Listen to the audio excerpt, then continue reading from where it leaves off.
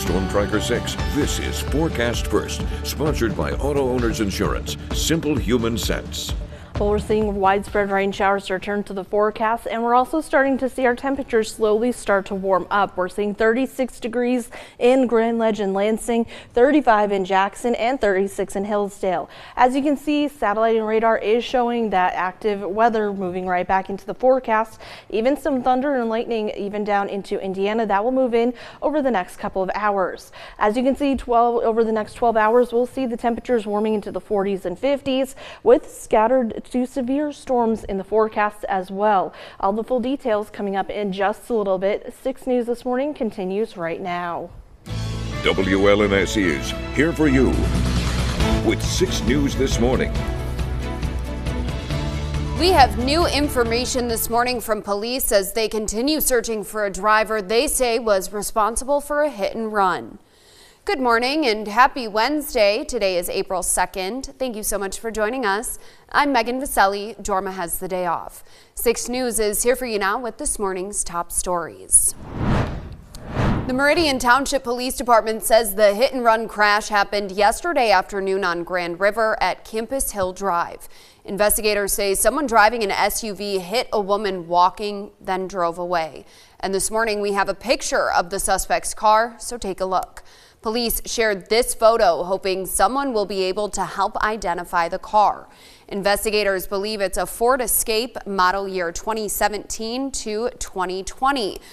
The car will have heavy damage to its front end. Once the driver took off, several people rushed to help the woman who'd been hit. She was taken to the hospital, but it's not clear yet how she's doing.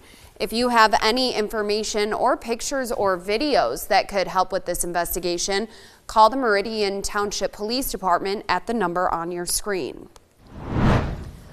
We have an update this morning on a Lansing landlord accused of violating housing codes. 6 News has learned the city of Lansing now has filed 8 lawsuits against Christian Nwobu.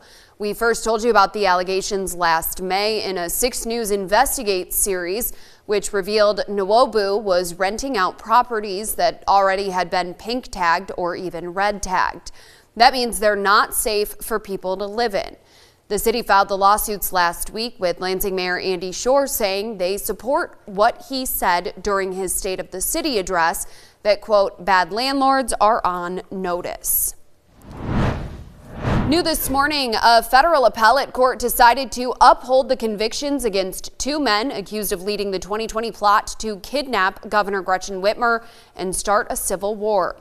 The U.S. 6th Circuit Court of Appeals ruled yesterday that government agents and informants did not entrap Adam Fox and Barry Croft Jr., therefore affirming their convictions. Police arrested the pair along with other militia members for plotting to kidnap the governor from her vacation home up north.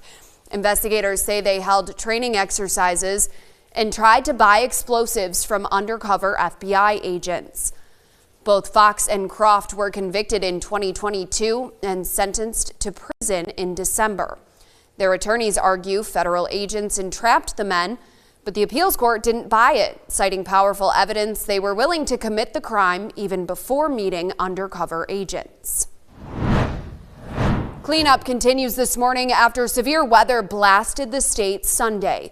And now the governor has deployed the Michigan National Guard to help with ice storm recovery efforts up north. 2 teams were sent to help clear debris. They're also responding to a request from a medical center in Alpena to man a temporary shelter supporting emergency room overflow. Sunday's ice storm knocked out power for tens of thousands of customers, leaving people without access to basic needs. And now a total of 12 counties are under a state of emergency declaration, which is meant to help with response and recovery efforts throughout the region. Auto and steel workers, as well as top Republican lawmakers, are expected to join President Donald Trump at the White House as he announces reciprocal tariffs later today. These tariffs are set to go into effect as soon as they're announced. However, as Jared Hill reports, economists say it could take a while before they impact our everyday life. After weeks of promise, we have Liberation Day, as you know, on April 2nd. This afternoon, President Donald Trump is set to unveil the specifics of his reciprocal tariffs. The lack of reciprocity contributes to our large and persistent annual trade deficit. The Trump administration promises the import taxes will bring in billions of dollars and bring back manufacturing. So far, the tariff threat has ushered in new economic uncertainty, though economist Jeffrey Roach says broader effects may not be felt right away. You think about the economy, like a big cruise ship. You can't turn on a dime, and it'll take a little bit of time for things to shake through. Tomorrow, the U.S. will also start collecting new 25% tariffs on foreign vehicles and auto parts. Roy Rubenfeld says that pushed him to buy a new car 2 weeks ago. We may have saved $10,000 on the car. We don't know. The pause on the president's 25% tariffs on goods from Canada and Mexico is also set to expire this week. They and other countries are threatening to hit back. Professor Lawrence White of NYU's Stern School of Business. Already we're seeing it, retaliation by other countries, which is going to make it harder for American firms to sell their goods and services abroad. Senate Democrats and a few Republicans are pushing a bill to undo Trump's tariffs against Canada. Overnight, President Trump slammed their efforts on social media, threatening not to sign the legislation if it reaches his desk. From Storm Tracker 6, this is Weather on the Sixes, sponsored by Auto Owners Insurance. Simple human sense. Well, widespread rain has returned to the forecast, and we're seeing those rain showers across the area, especially here in the capital. Now, if you look at satellite and radar, we're going to continue to see that active weather move into the forecast with some thunder, lightning, and severe weather later on today. Those snow showers are coming to an end as temperatures are warming up, but take a look to South Bend area. That's where a lot of some lightning strikes have been seen, and that is making its way into the area over the next couple of hours. We do have to talk about our severe weather threat for later this afternoon.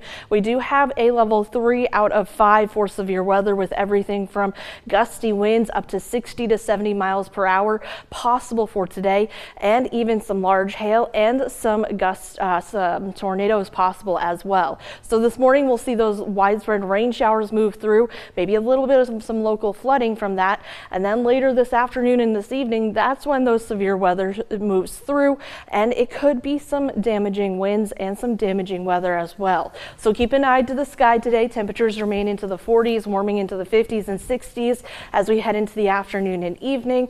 Again, we're going to keep an eye on the forecast over the next couple of hours for those severe weather threats as we head into this afternoon. All right, Kelsey, thank you.